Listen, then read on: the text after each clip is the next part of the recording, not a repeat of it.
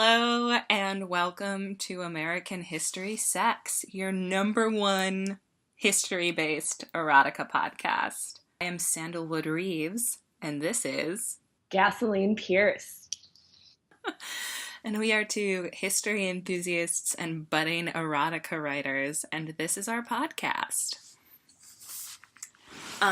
So just to kind of give you an idea of what we'll be doing today and what we'll be doing going forward, this is our pilot episode. We're very excited to be here. We will be discussing a notable historical figure. Maybe we might even branch out to historical fiction, but for now we're sticking to history, like people who actually lived and were of this earth. And we're just going to chat about them for a while. We both have adult beverages in our hands, and then we're going to take a short break, write some erotica based off of what we learned and discussed, read it out for you, and provide some supportive critique. Do you want to tell us who today's subject is? Today we're going to be talking about Henry David Thoreau, renowned author, transcendentalist, nature lover, New Englander. sure, Harvard graduate. So yeah, the basics. He was born in 1817. Good enough year to be born in Concord, Massachusetts. Is that where Concord grape jelly comes from? I think of it as a famous place in history because of its relation to the Revolutionary War. But it's also home of the Thoreau family's pencil factory. Right? What a delightful craft and industry to have. So delightful on the outset, although I recently learned that it actually gave him a lot of lung problems because he got the pencil shavings in his lungs while he was cleaning the factory. Oh no. And that is maybe why he hated industry so much. Oh, that's a good idea, actually. And perhaps the educational institutions. He went to Harvard, and he apparently hated it. Today. I think a big theme of stuff that with Henry David Thoreau is like hating on it. He just didn't really like it for no reason. Yeah, he's one of history's biggest haters. Definitely. Definitely. Also very sickly. Let's just dive right into some comments about his appearance, which is basically why we're here. Side note, Nathaniel Hawthorne was a babe, so this stings extra hard. Exactly. Also, supposed friend. So, this is what his friends said about him. Let's begin. He's a singular character, a young man with much of wild, original nature remaining in him. And so far as he is sophisticated, it is in a way and method of his own. He is ugly as sin, long-nosed, queer-mouthed, and with an uncouth and somewhat rustic, although courteous manners, corresponding very well with such an exterior. But his ugliness is of an honest and agreeable fashion, and becomes him much better than beauty. What's great about this quote is that he starts out by talking about how unpleasant he is, moves in right away to how ugly he is, and then even though he tries to give him a compliment in the middle, he can't get away from the fact that he's so ugly. But if he were actually good looking, it wouldn't work for him, which is I don't know, that's some shady shit to be thrown at your friend. Especially, right, from your friend.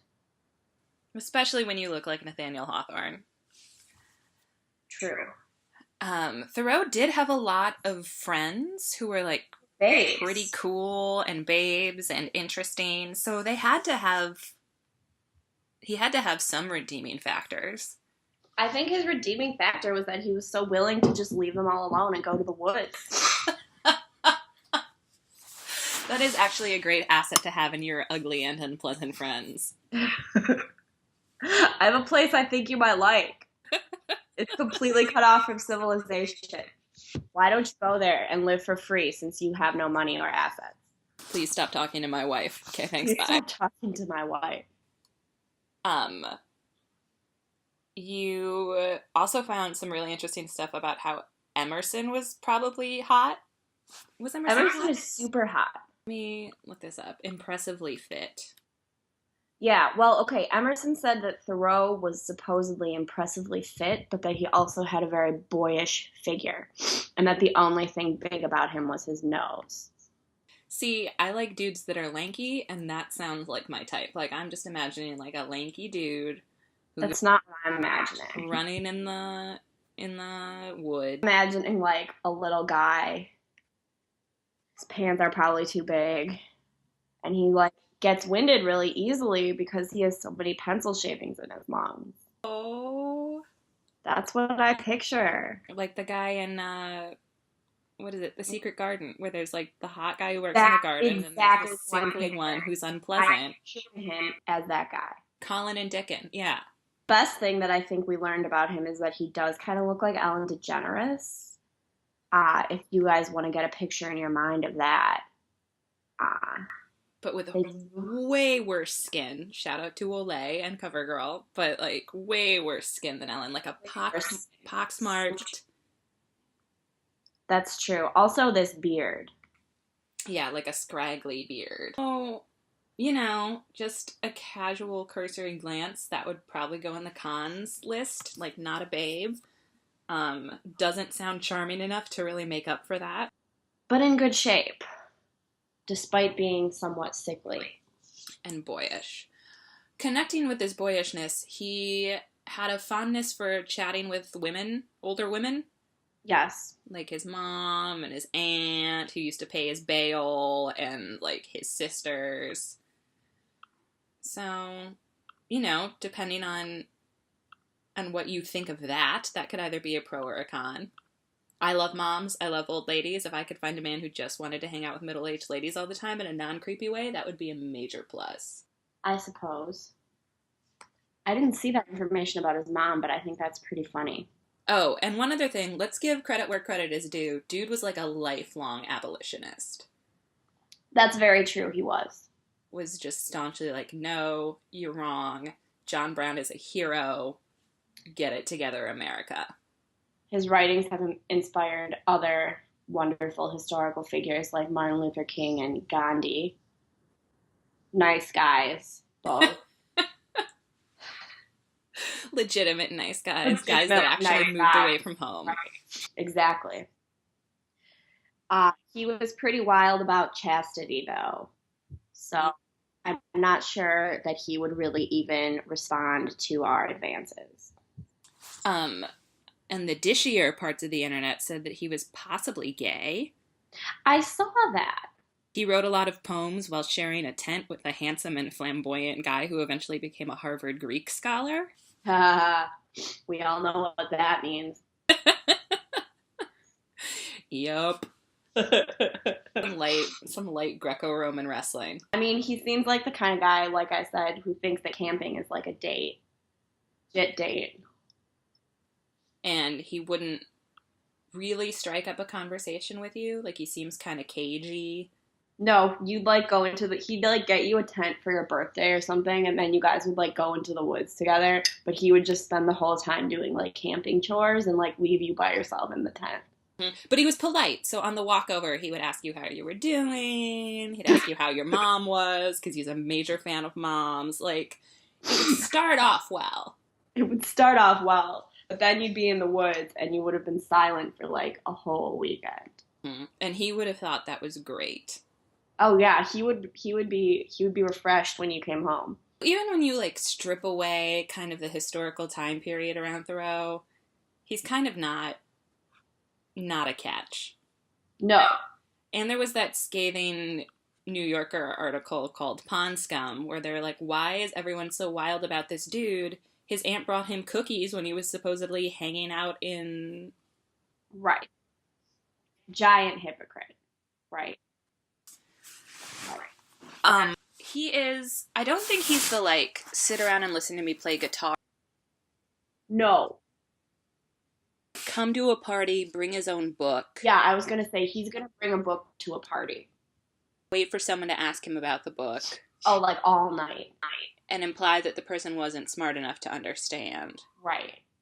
Way more interested in reading that book at the party than chatting with anyone. Except for his best friend's girlfriend. No, I wish that I had Jesse's girl. I wish that I had Jesse's girl.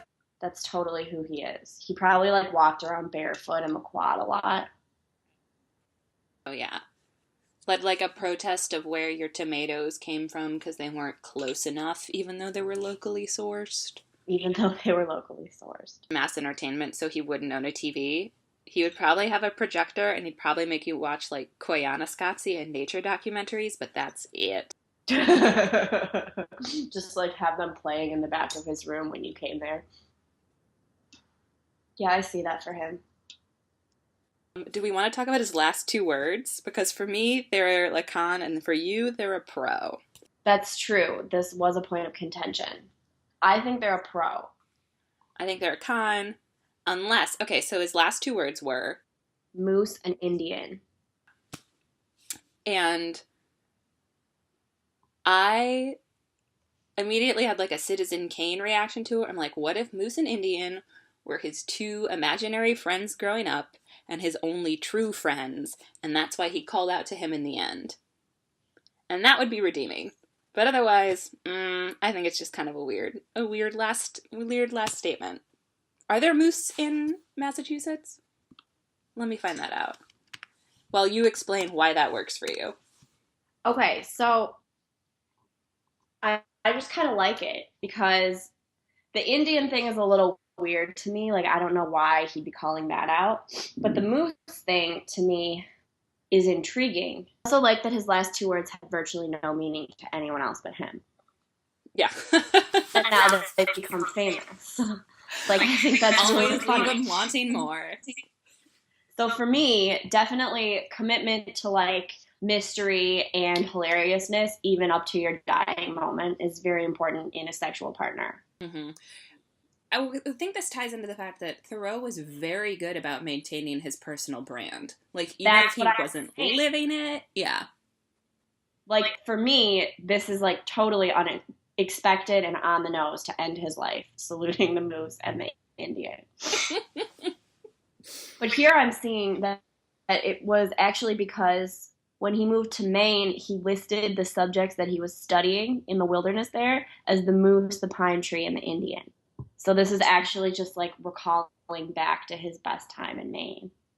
That poor pine tree, though, was an interesting Yeah, award to death call out. If I can control my last words, I think I'm going to say pine tree. Just for him. Just to spite him, my new arch nemesis, Henry David Thoreau. I'm trying to build up some sort of, like, antagonism between us, because then I might get on board. Like, if I hate him enough to somehow be attracted to him, then I could really, like, turn the ship around. I see what you're saying, although he seems like the kind of person who's just, like, unpleasant in all the ways that make someone a bad boyfriend. Mm-hmm.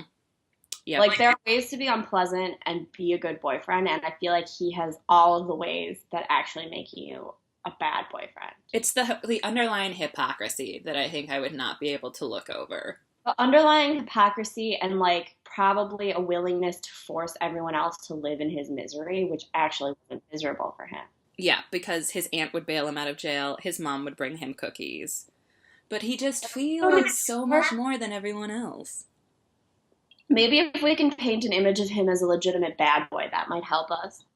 Ooh, yeah. What was he in jail for? Not paying his taxes? See, that's not sexy.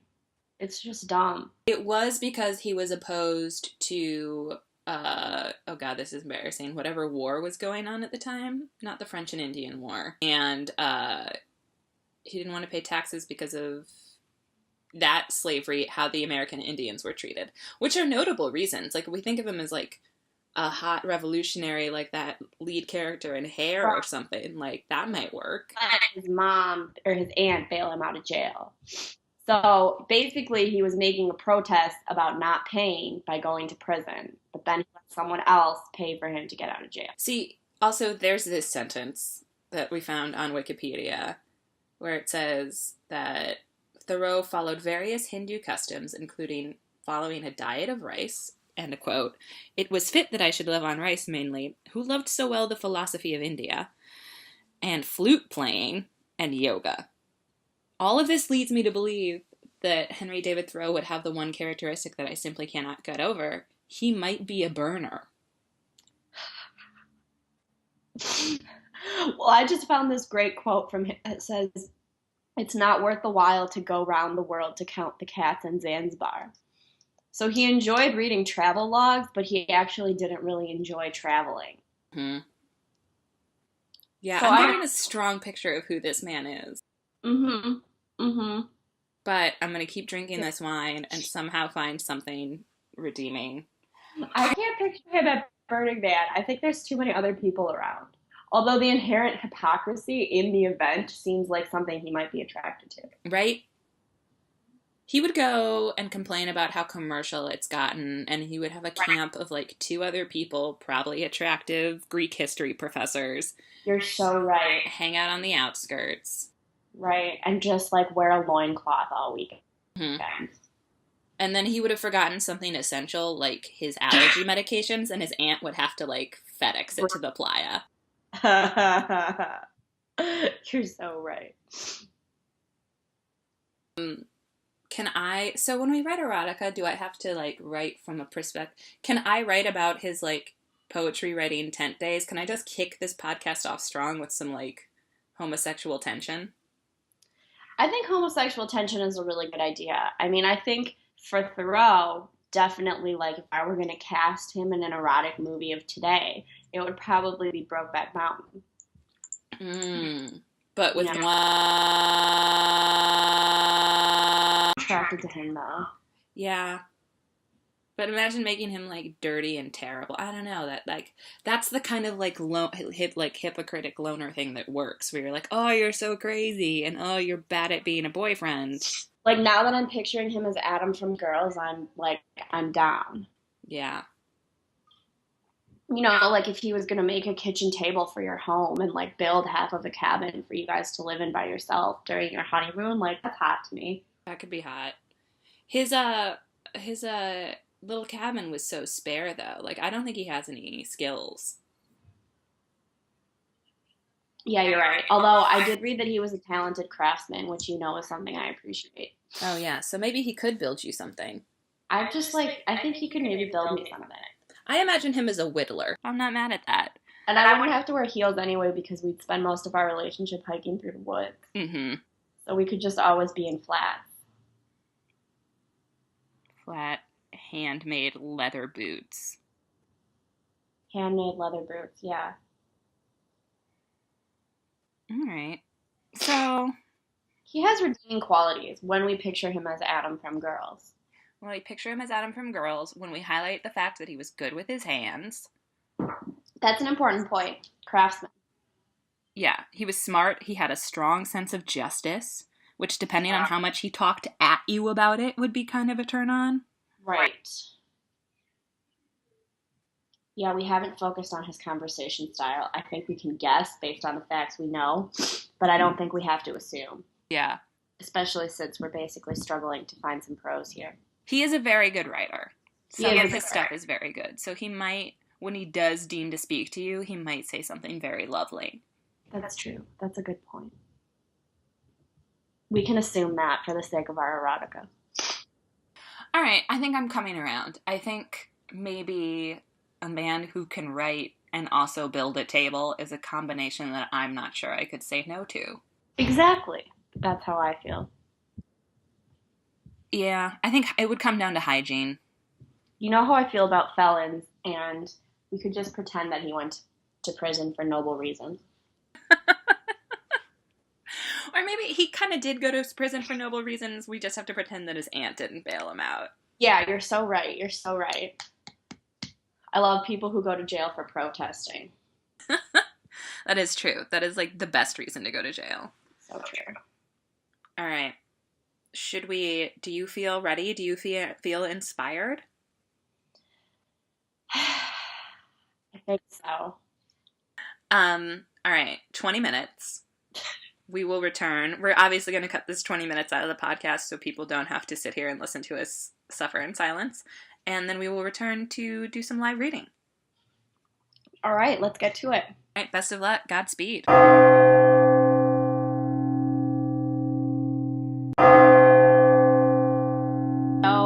I'm not sure there are rules to erotica, but I'm proud of this effort. Mm-hmm. We're only going to get better at it. Oh my god, I can't spell is what I've learned in this, and also can't really write erotica. Yeah, it was, I mean, I tried to read a little bit before I started of other erotic works to see if it would inspire me, and then just took some of that language, but we'll see how it goes. Do you want to go first? Wait, I'm closing the loophole with his aunt.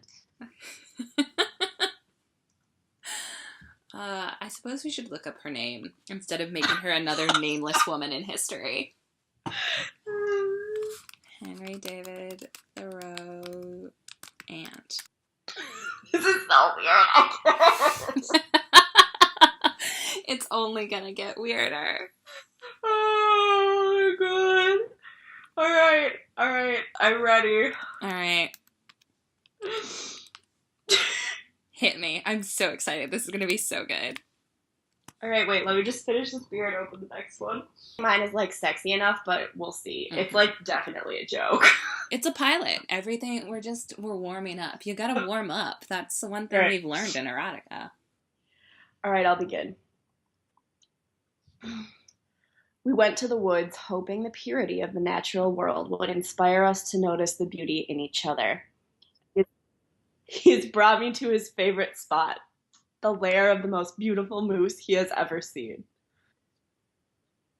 Its soft curves and velvet skin represent the finest beauty I have ever beheld, he tells me as we lie under the shadow of the great moose.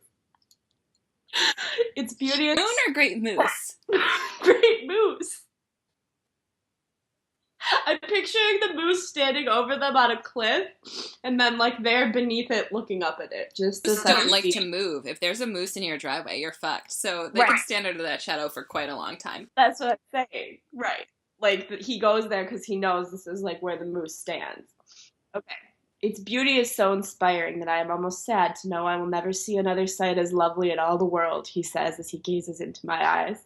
A tear trickles down my cheek as I realize I will never inspire him to the same poetic majesty as the moose he so loves. He wipes it away gently. I tell myself it is because he cares for me. It would be impossible for human beauty to compare to that of the moose, he tells me. Then he looks away as I kiss him, staring wistfully at the humongous animal as it grunts in the distance. Later that night, I remove my clothes and position myself seductively underneath the tiny bedroll he demands we share. I lick my lips, hoping for a taste of the last meal we ate 3 days ago.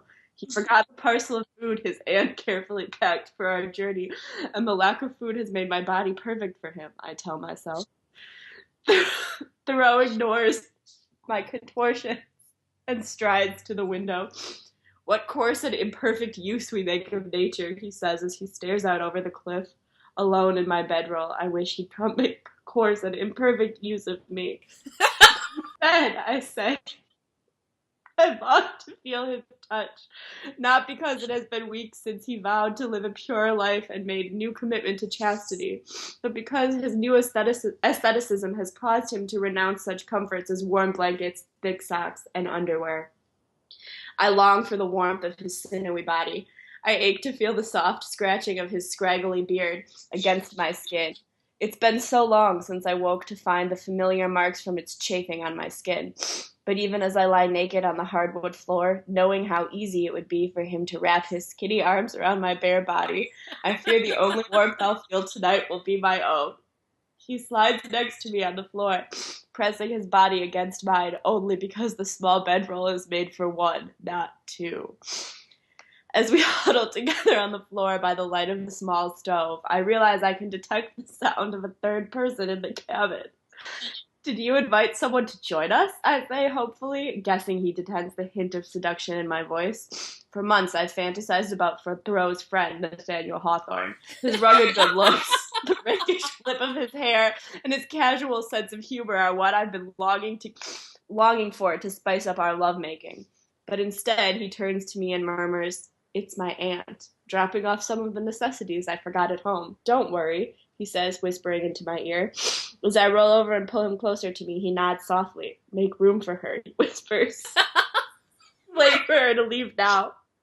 As his aunt slides in between us, I know this is as close as we'll be for a long time, and I allow her to gently cup my breast as she snores.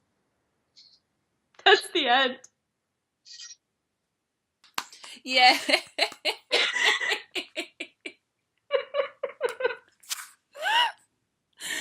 Wow, that was legitimately fantastic. Oh, I was surprised at how much material I was able to generate just based on our short research into his life. Short research and discussion. Well crafted. I was invested. I felt I've been there with that woman. Oh, we've all been there, yeah. No, Whether the aunt be literal or metaphorical. right, right. I mean, unrequited love is always kind of sexy. Yep. Yep. All right, are you Uh, ready? Okay, fine. I can't Sure, it's follow. great. I can't follow that. Mm. Mine's called Return to Concord. As Henry marched slowly through the center of town, bags in hand, Harvard diploma buried underneath shirts and books, he thought of how little Concord had changed. The moose, the grapes, they were all still there. He turned the corner and trudged toward his beloved mother's house. Normally he would be ecstatic to see her, to complain of his dull classmates and the frivolous exercises he had to complete. But this time, he had very little to complain about, and much he could not tell. It had been a cold night in the tent with Charles. Charles, his classmate, sometimes rival, and the only man he admired. He couldn't quite put a finger on that admiration, though. It was different, thrilling, and unique. They were both slight men who enjoyed physical activity within reason, where Henry was rough and dark and Charles was silken and blonde.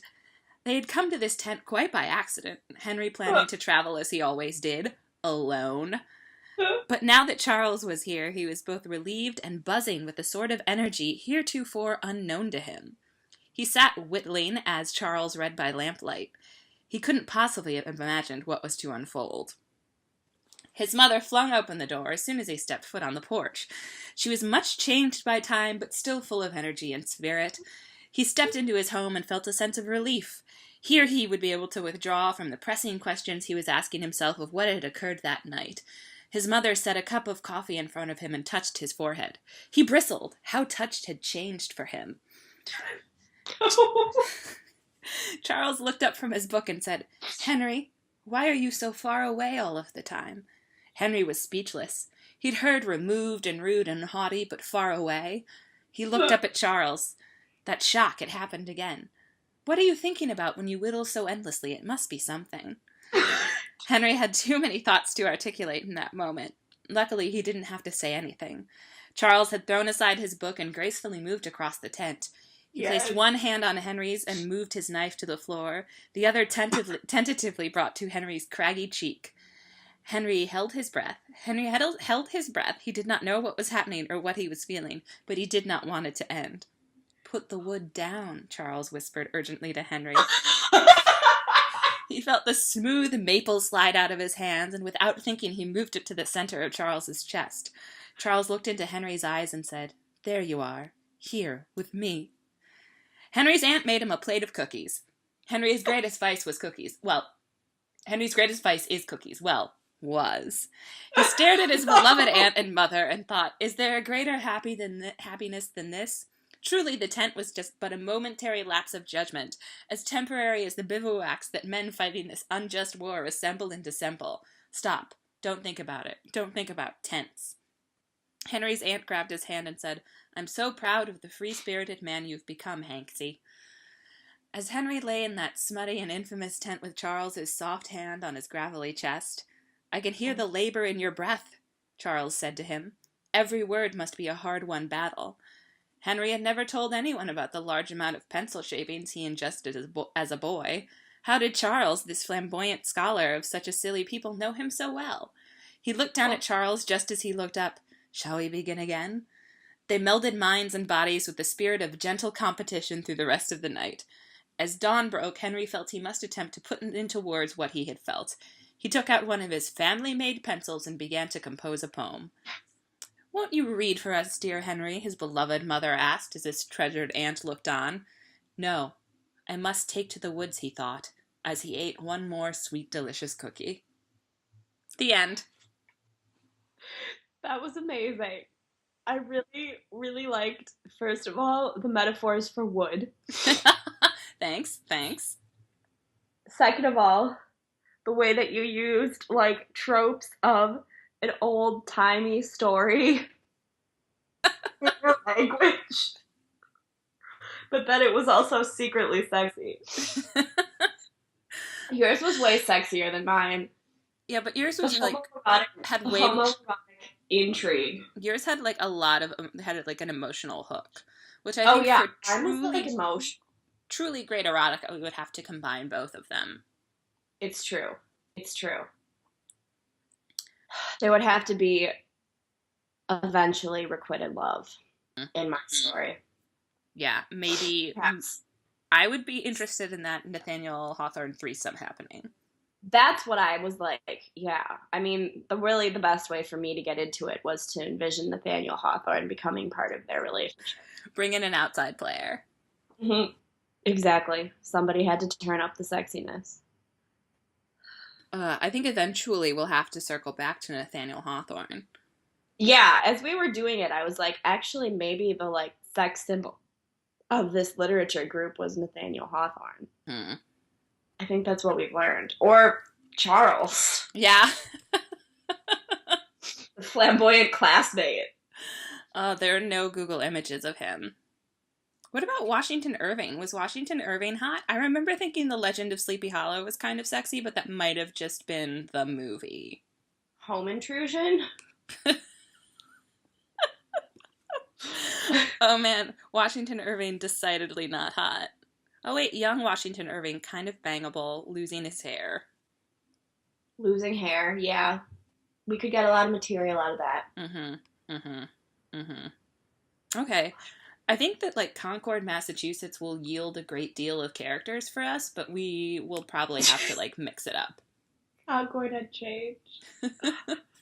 I just really liked the Brokeback Mountain undertones, and also how you inserted parts of his life that we had speculated about.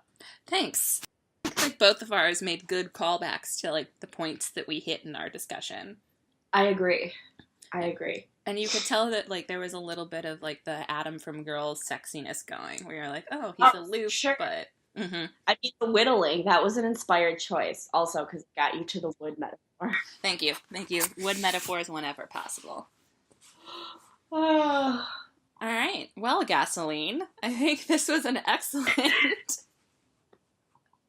It feels good. It feels good to get the ball rolling.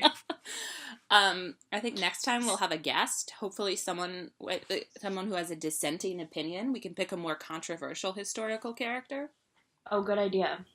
But yeah, until next time, keep it sexy, keep it historical. Keep it sexy and historically relevant. Yup.